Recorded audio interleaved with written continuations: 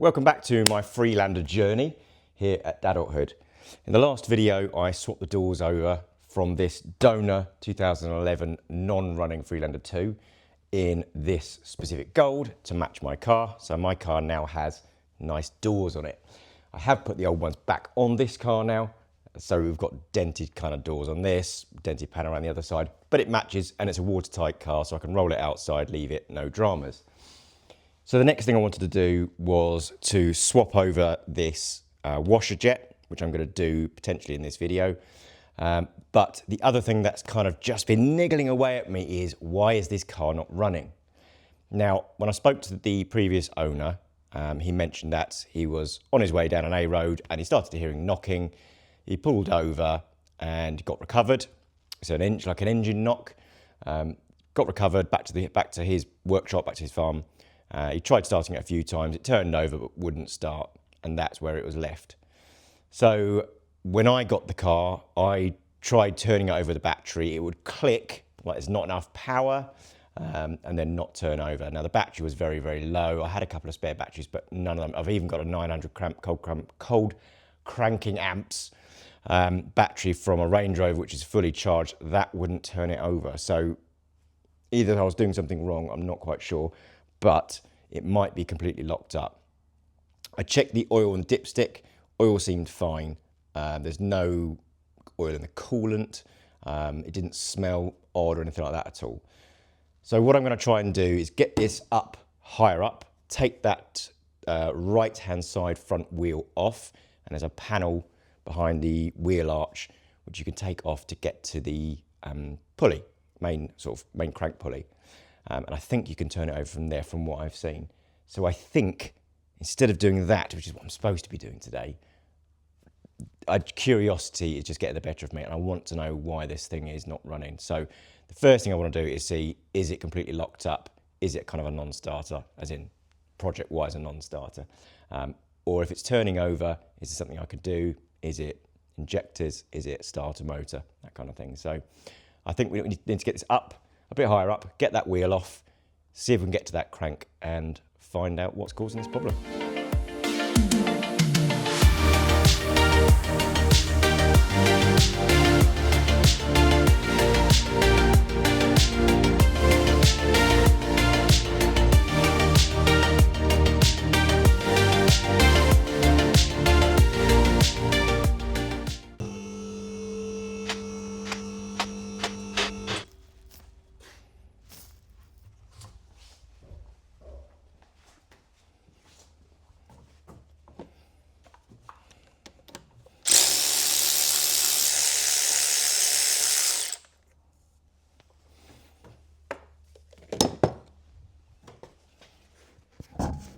So much lighter.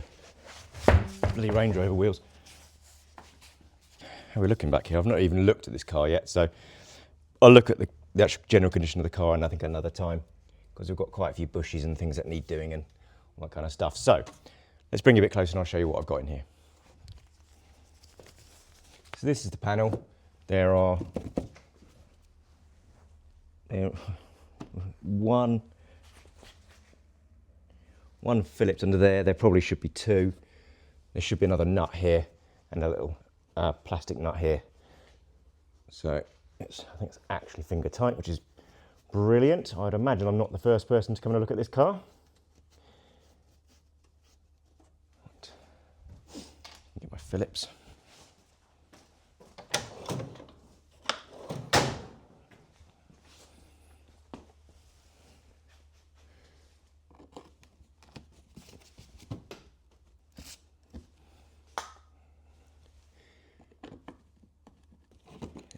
Ooh, got it. Okay.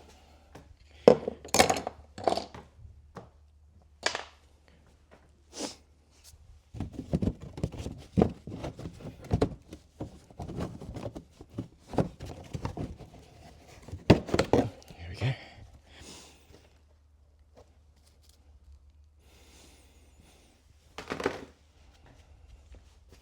And there's the there's the crank. 22.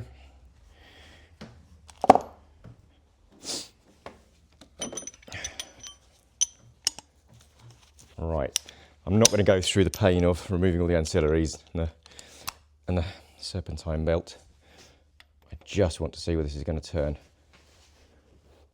Oh, okay. It is going to turn. That is surprising. I have to admit, I thought it was going to be locked up. So let me just get a ratchet on that then. That moved a lot easier than I thought it was going to. Let's see if I can get a full revolution without it jamming up. Right.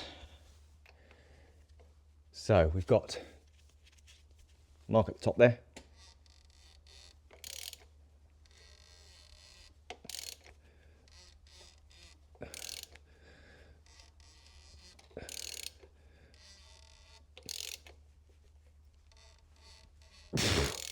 Decent enough compression on it anyway. Yeah. Okay, so, well, that's better than I thought. It's got a new alternator on it as well, the previous owner was saying, so interesting. That might just be a starter then. It definitely doesn't sound bad. I know it's very early to say whether the engine sounds bad, but that turns over very easily without any clunking or knocking or scraping that I can hear from down here. And if it's bottom end, I'd expect to hear something.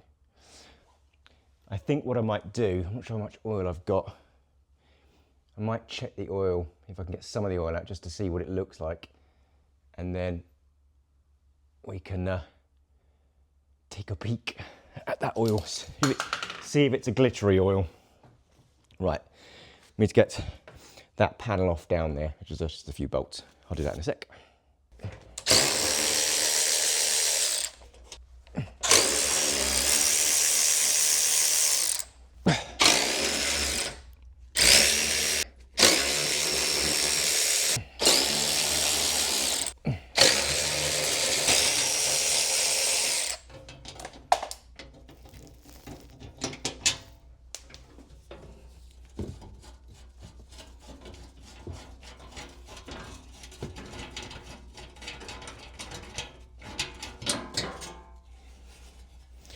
A bit of oil on there, but not a ridiculous amount of oil, I have to admit.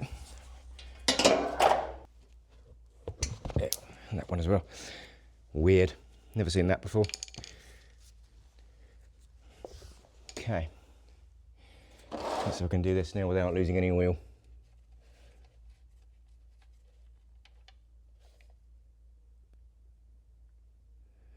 All right.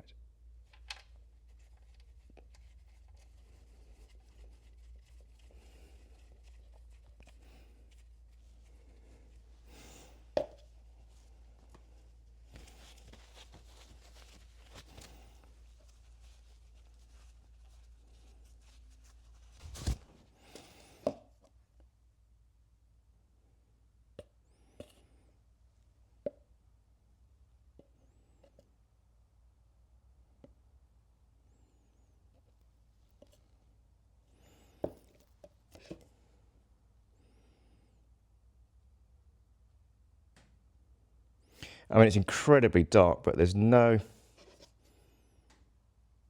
glitter in it. Difficult to know what to do, isn't it? I think I'm going to try and get that battery back on and see if with a new freshly charged battery I've got any movement at all, any cranking, because before there wasn't even cranking. Let's get the car down, let's get the battery on, and let's see what happens with that, I reckon.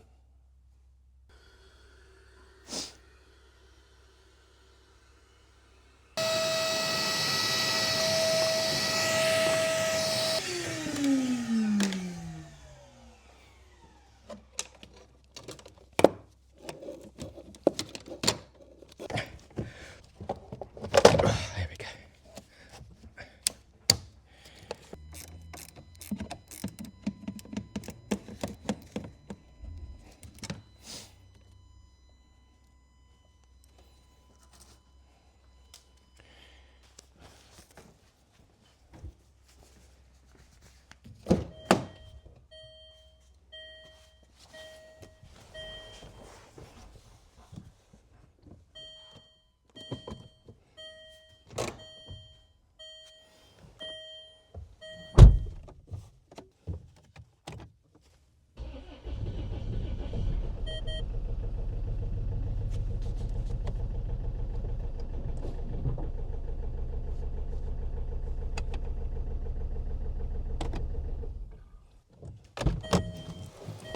Well, that's not what I expected.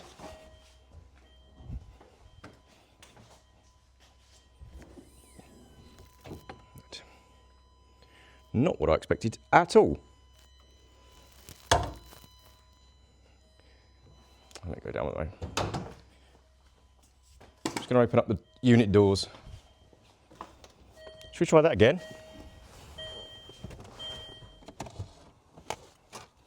Okay, so the key comes out now as well, which is great.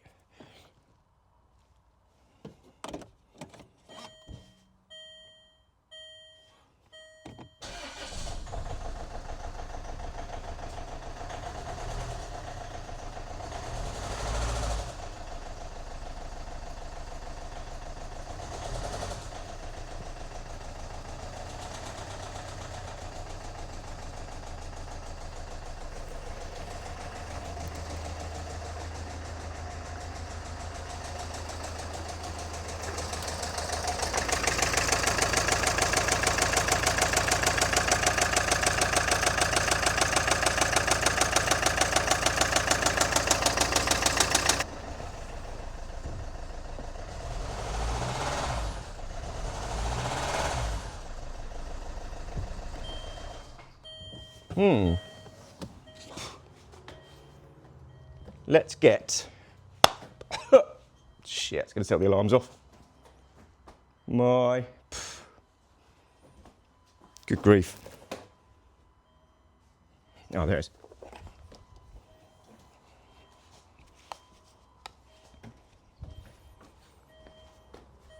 Okay, what have we got going on then?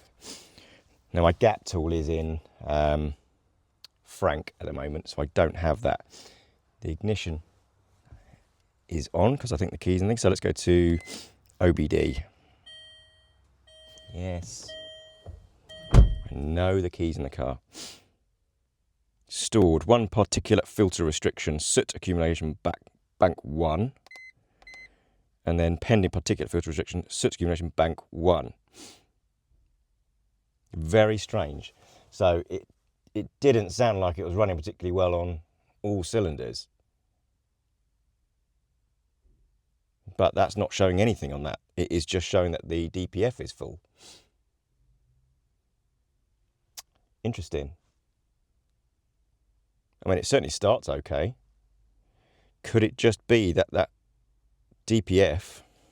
I don't know if I can need live data on it. No, I can't get live data. Oil service required.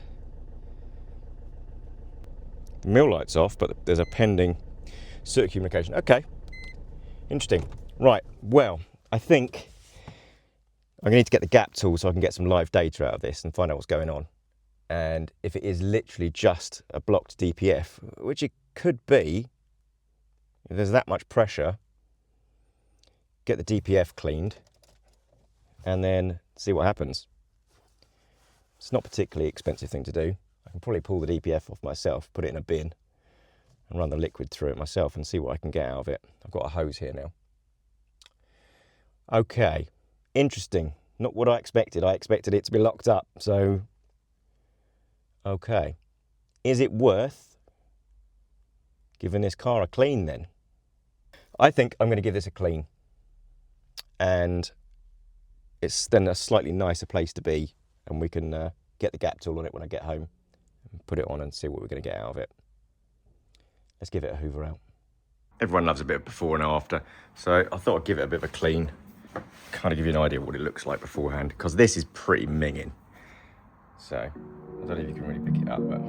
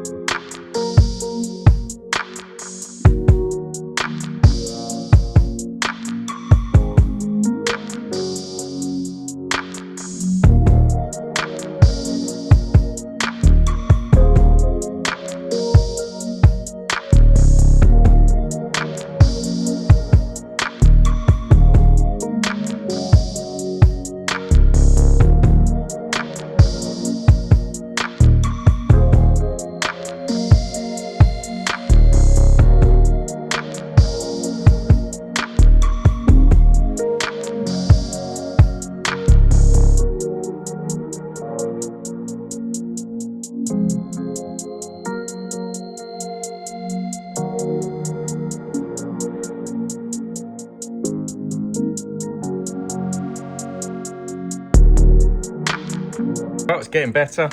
We got the seats out because it was just disgusting in here. Getting a good old hoover. Most of the console is all nice and clean now, so we're just going to steam clean the carpets and the seats, and we should be good to go in here.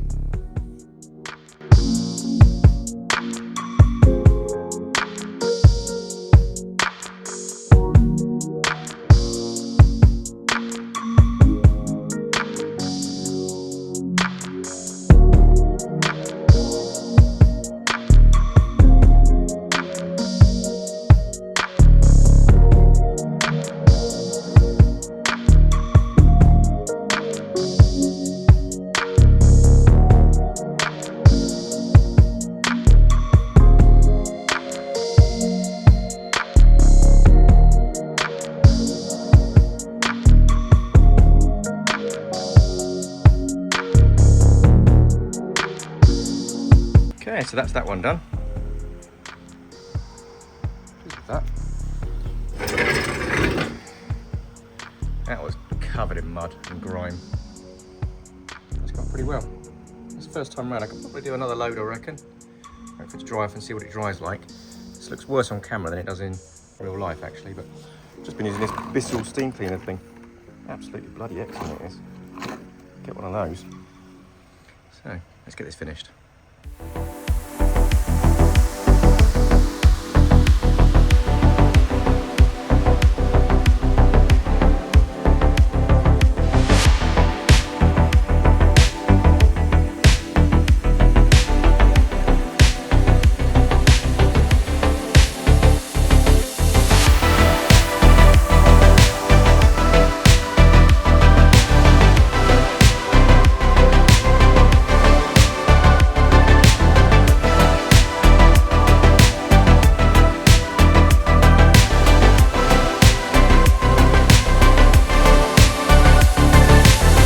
Right, that's the interior done. It looks better in person than it does on the screen, but all the doors nice and clean inside. Seats are back in. There we go. Nice and clean on the inside. Again, looks better in person than it does on the screen. Looks a bit dusty still, but it's actually okay. So yeah, interior done. Okay, so back on the Freelander, and we've done a bit of investigation. So what we saw from the OBD reader was that the DPF was full. Now, obviously, I don't think that can be the only reason that's causing all this issue with the engine. However, it's probably symptomatic of something else, maybe a bit of overfueling or something along those lines. Injector might be off. I don't really know. So what we're going to try and have, what we're going to try and do really is to kind of strip things back and work out what we can actually do to actually help this engine. So the first thing is we noticed a lot of oil. When I took that bottom pan off from underneath, there was an awful lot of oil coming from the back of the engine. Now, obviously, the EGR runs along the back there, goes down into where the DPF is. So there's either pressure there potentially from the PCV, it's either full or blocked and pushing oil and crud, all that kind of stuff out. Not entirely sure. So because this is so filthy, the best thing to do is literally just take things off and work out what we are going to need to do going forwards. I do want to take the scuttle panel off, so the wipers need to come off for that. Scuttle panel needs to come off. Then I'm going to take all the intake and the airbox off. The battery will need to come back out again for safety more than anything else. And then we're going to start having a look down the back of the engine and see what is what, basically. I might wheel it back outside so we can jet wash the inside of the engine here to kind of get some idea of what's going on. I might not. I might just do it with like the hand steam cleaner and just clean up what we can actually see. What would be very useful is to be able to see where the actual oil is coming from. There's so much down there, it's going to be difficult to know whether it's just been flicked up, pushed up with airflow, or whether it's actually coming from the top down. It did look initially like it was coming from the sump gasket, the sump pan gasket. So we'll start off by taking the wipers off and this scuttle panel. We're going to clean it all as we go as well. So when it goes back on, it's all ready to go back on nice and cleanly. Okay, that was quite straightforward. Windscreen wipers came off without a fuss. Scuttle panel is literally 6, I think it is. These plastic fixings like these come off, and the panel's outside. Airbox lifts out. A couple of universal Jubilee clips, sorry. and that's off. So I think this firewall will need to come off as well, but I'm just taking a quick sort of investigation around and having a look, and what I've noticed is quite a lot of oil at the top end. So in here we've got a lot of oil, top of that airbox intake there. So I think it'll be either the PCV is probably blocked and pushing back. The other thing is this tube here is literally, it's not even like even lightly attached. It's just almost just sitting in place. So I think that's probably going to be leaking from in there as well. That won't help. But I think probably the rock cover is probably leaking. It's difficult to tell because I washed the car the other day, so it's a bit damp under there anyway. There's like, what is that? What is that? Oh, it's just a bit of foam. Okay. I thought it was some nest of something.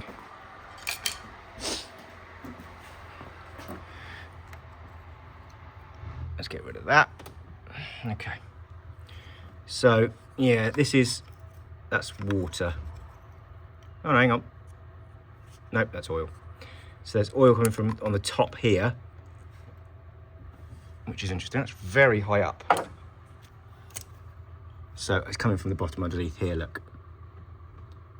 So that's where it's coming from, and possibly the rocker as well.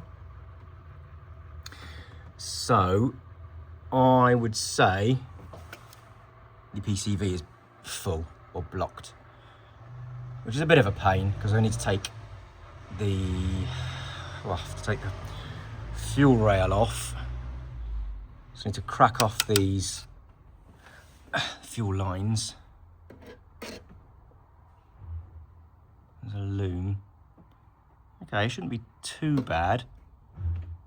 I don't think I'm going to need to take this firewall off to do that. And then, I don't know about taking that off down there. There's this lower part of the intake tube. Can't quite see down there. But I might do that from underneath the car. And then this can come off. There's one fixing there. A little nut. It might just pull off, I'm not sure. Right, I think that's what I'm gonna do. I'm gonna start stripping that back to try and work out where we've kind of got this issue. But with a PCV full and a DPF full, it's certainly not gonna be breathing very well and pissing oil everywhere. So let's just keep going and seeing if we find anything else. Right, with the car up, you can now see there's the turbo, and that is the pipe we want to get off. However, we want to get up in there. Oh, hang on, I can't show you that. I'm going to turn you over. Let's see if I can get you up that way. And I'll work it out how to edit this after. Right, there we go. So there's one clip here. Where's my finger? One clip there. It needs to be pushed off. And there's another one further up. Hang on. That's the intake hose coming down, and there's one clip there right in the centre of you that I need to push out. A Jubilee clip here, like an 8mm clip here somewhere. It is under there, and then another one a little bit further up. I can get under there, up there, similar sort of thing in the middle of the screen there. So that needs to be popped out, and then I think I should be able to move this off. We'll have a go. I can't film doing that because it's gonna be impossible, so I'll do what I can. But yeah, let's give me a minute. Okie dokie, you've got that intake pipe off.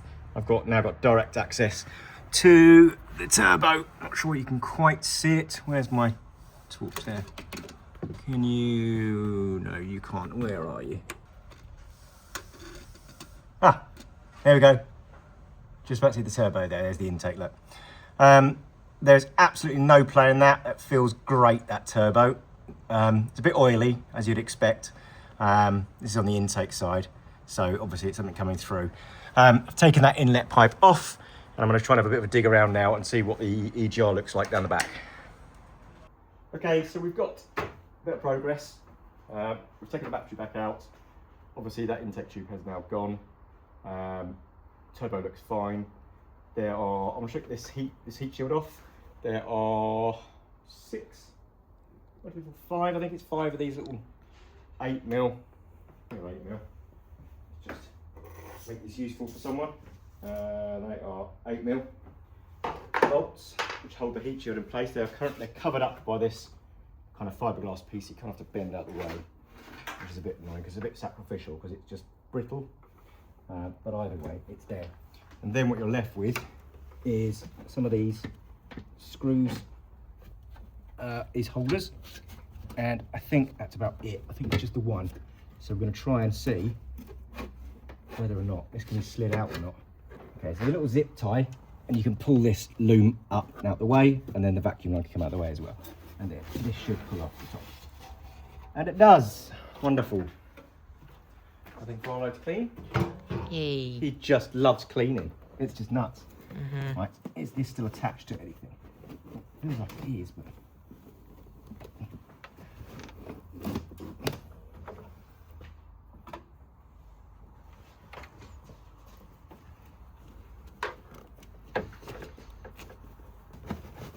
There we go.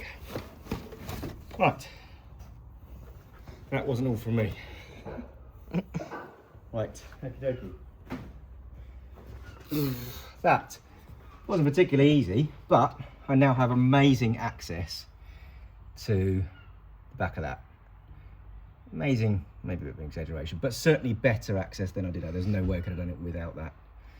Fine, so I'm gonna whip out the Hoover again, quickly hoover up any of the stuff that's in the back of here, and then we'll start looking at taking that rocker cover off. Wish me luck.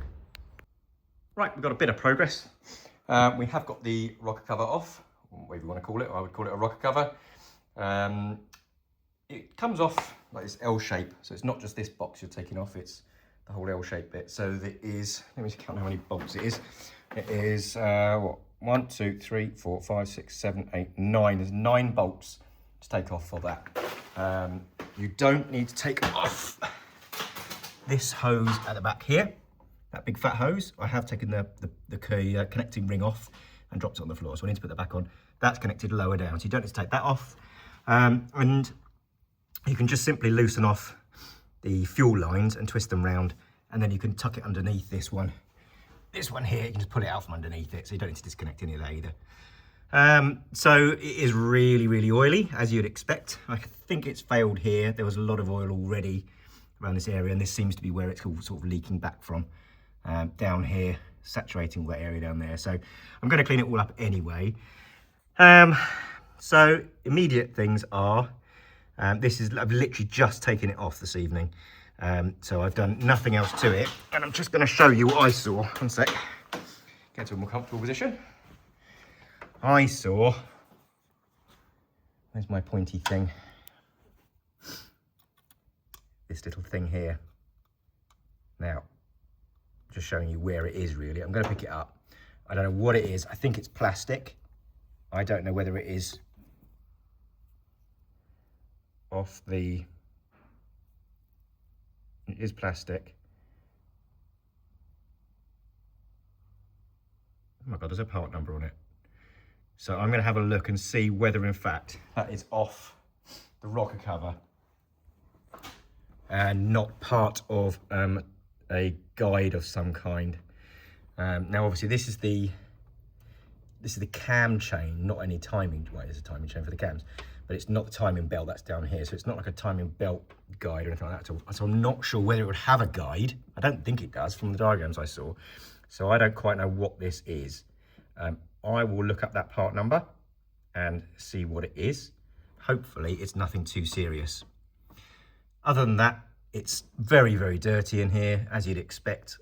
And other than that, it looks okay. There's nothing that I'm seeing that's obvious. I'm gonna have a good investigation, good lean over. At some point, there's obviously some wear on those lobes. I can't really see any further down these, but I am gonna have a proper look anyway. It looks like there's a lot of oil coming from this end actually, doesn't it? So it might very well be coming from this gasket here, which kind of sits inside that. There's definitely oil coming from here, look, isn't there? So it's a bit of a clean-up job. Search that part number, and we'll kind of keep diagnosing. Right, well, I can't actually see exactly where that little bit of part came from. However, the part does lean to the PCV. So PA66 is actually part of this whole part number assembly here. I saw it here, PA 6.6 GF330. So this whole thing is a sealed unit. So this is the PCV, like cam cover, all in one thing. You can't really do a lot with it. I have just been reading and watching a few videos, and it appears you're supposed to replace these, well, relatively routinely. Some even say every 40,000 miles. And I would arguably say this is probably the original one that was from the car. So for 45 quid, I'm going to get a new one. I think it seems ridiculous not to. I'm going to start with that. It comes with the gaskets. So these three new gaskets. And then when that turns up, I'm probably going to refit that. What I might have a quick look at while I've got the opportunity though, is see if I can get any light down there and check, see if I can see anything leaking out the EGR. Any obvious damage, any sign of leakage anywhere else. It might very well be kind of the most common thing with these diesels. Oops, where did that go? Socket, hang on. Most common thing with these diesels where they're not used very often, or they're not used for long trips. So because they're not used for long trips, it's the same old story for DPF. The DPF doesn't regen, so it's not hot enough, engine's not been running long enough, so it can't burn off the carbon build, the soot build up. But it does keep sending fuel in to do it. So what ends up happening is that fuel builds up and it ends up inadvertently thinning the oil down if it's overfilling and causes all sorts of problems. Plus with the injectors permanently being told to fuel up to burn, it can cause problems with the injectors as well. So I think I'm going to kind of regroup a little bit, clean everything up as much as I can. I will, whilst I'm waiting for that, I will do probably an oil change. Oil hasn't turned up yet. I'll probably empty the oil out at least and basically prep ready for this new one to go on. I'm also thinking I might pull the injectors. There's 4 injectors. There's obviously a risk with pulling injectors because I could snap an injector, might not be able to get it off, might ruin the threads, might be all sorts of things. But I think it's worthwhile. Injectors aren't massively expensive for these cars, so I think it's worth pulling them and having a look and seeing kind of what spray pattern there is. I've got an injector tester. It'd be useful to know, interesting certainly to know whether they're still spraying properly. But until everything turns up, I'm just going to give it a good old clean. So that's what I'm going with. I've taken the fuel lines off and I've marked them all up. It's just a mark there, so we know it's 1, 2, or 3. Do those because it just saves a bit of heartache later on. Right, I'm going to have a look at taking the injectors off now. I think these are just push clips. Or they pull clips, hang on.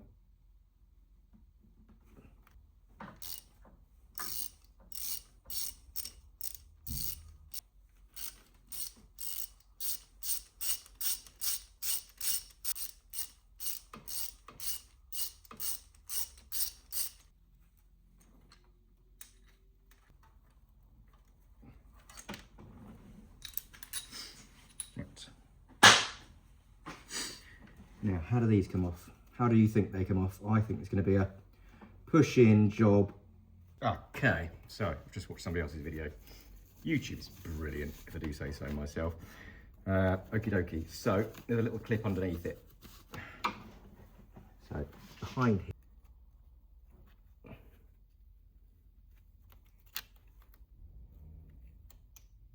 Got it. Okay, I see.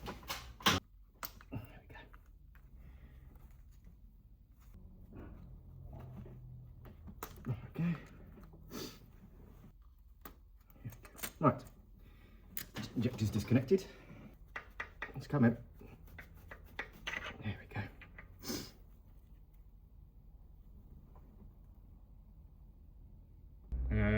I'm going to run it through my injector tester and see what the hell happens. Be very interested to know. I mean, it's pretty cruddy, and for the sake of however much these cost, I'm going to buy some new ones anyway. So let's have a quick look. Okay, so that's that one done. Pleased with that. That was covered in mud and grime. That's gone pretty well.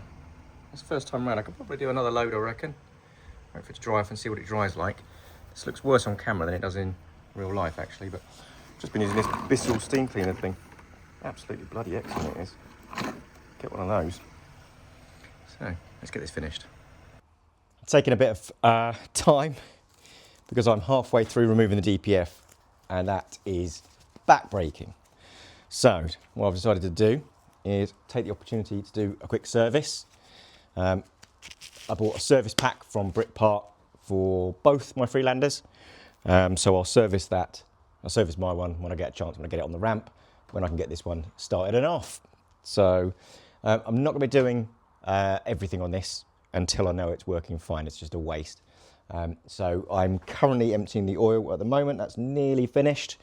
And then all I'm going to be doing is the oil filter and the oil. I don't think I'm even going to change the diesel filter. I might, because I've already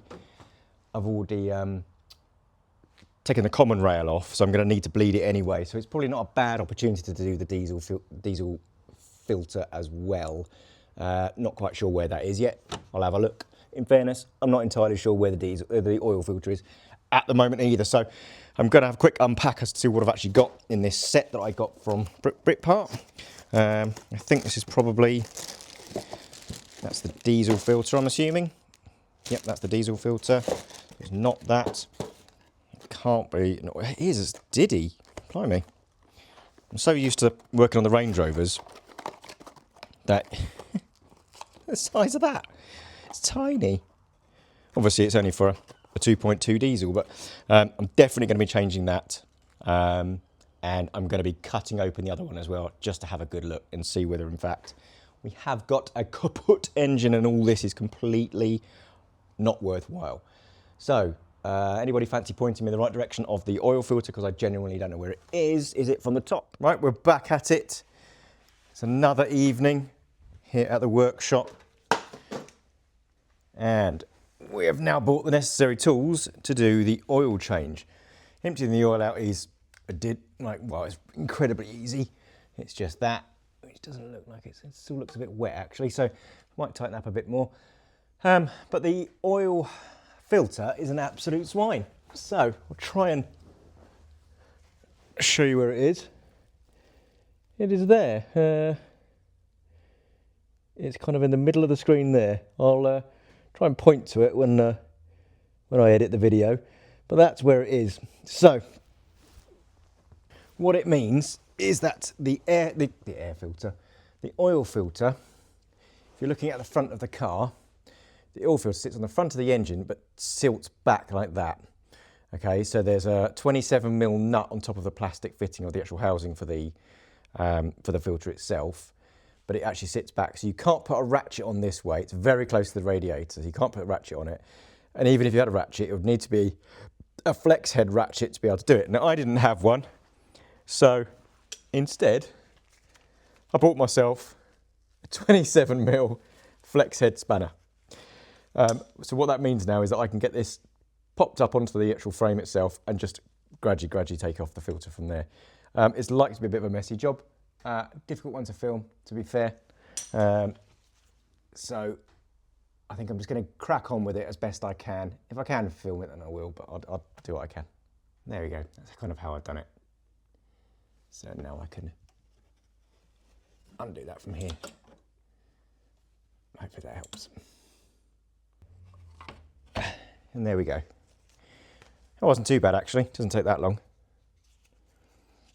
So let's get this onto the table and see what it looks like. Okay, so we have the filter off. I would say this filter has not been changed for a blooming long time.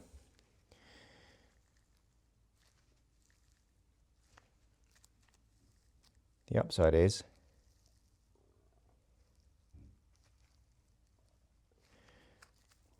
I don't think I can see any metal shavings in that. Certainly nothing obvious. I mean, it's dark, like really dark. So I am going to,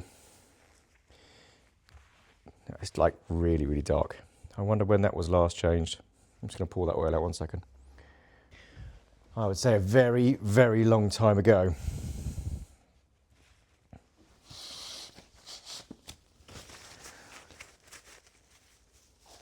Let's have a look. Let's have a look at this, shall we? There are, unsurprisingly, no dates on it. There we go. Right.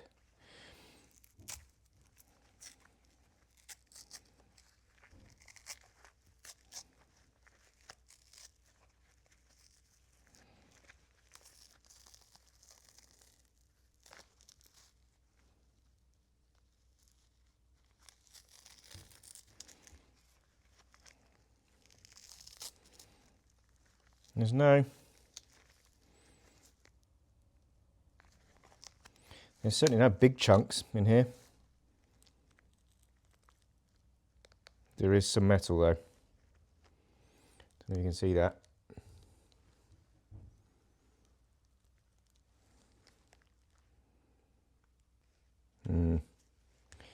Quite a lot, in fact.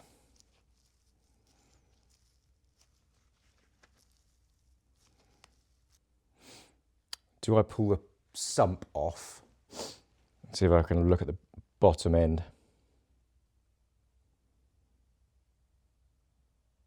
I have a funny feeling that's quite difficult. I'm going to have a quick look at the sump and see what actually it's going to take to do that, and then see if that's the best route to go and see what is monkeying around in the engine.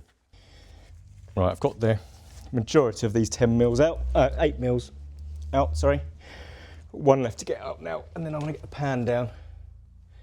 Come on, where I've put it. This one up here. I think it's been sealed in within an inch of its life anyway.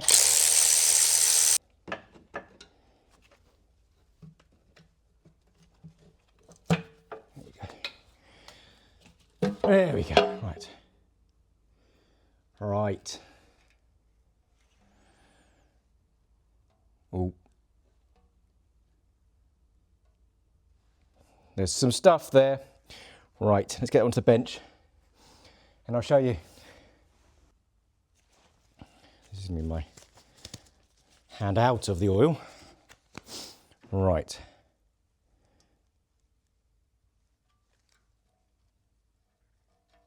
Oh. Certainly doesn't look flipping good, does it? Oh, is that a bearing material? Feels too thin to be bearing material. It's almost like a...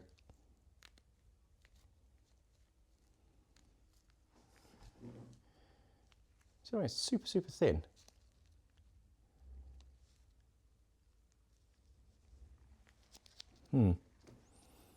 I'm pretty sure it shouldn't be in the bottom of your engine though.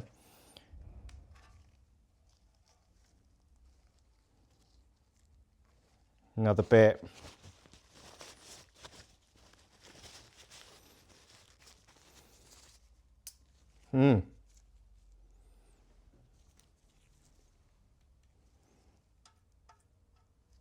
Oh, dear God. There's a lot of metal in the bottom, bottom of this engine. I would say...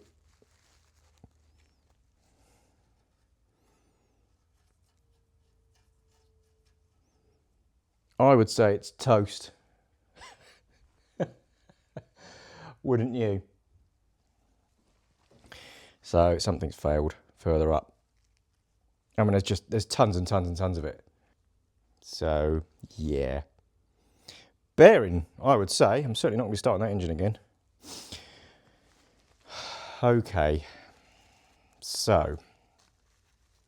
Well, that makes the whole, do I bother changing the TPF decision a little bit easier, doesn't it? I mean, there's just tons of it. Okay. Okie dokie, right. I have given this a lots of thought and decided what I'm going to do with the Freelander 2. So a good look around, the engine is completely shagged, so there's not a great deal I can do. So I've got those three options to either part the car out, make my money back really, really easily. Secondly, get a replacement engine. So take this one out, put a replacement engine in. Third option is to try and fix this engine. So take this engine out, inspect it, see if I can fix it. That might be a second part to, if I can't fix it, then get a replacement engine in. Fourth idea is to do a transplant of some other engine, like a D5. But this might be a bit beyond my technical skills. Would be good fun, but I'm not entirely sure. So for the time being, I'm going to end the video here. Yes, we got it running. Driving, just about got it onto the ramp. So yes, running and driving. No, the engine is knackered. The car is in great condition. The rest of the car is in really good condition anyway. The interior is nice and cleaned. I've managed to whip the bits off that I actually want for my own car. So I've easily covered my costs from, parting out anyway, from swapping those bits over, like the doors. So for the time being, I'll leave it there. Watch this space to see the kind of decisions I'm going to make on this car. I think I'm opting for either trying to fix this engine or transplanting something different in. So watch this space. In the meantime, if you did enjoy this video, please give me a like. It does help.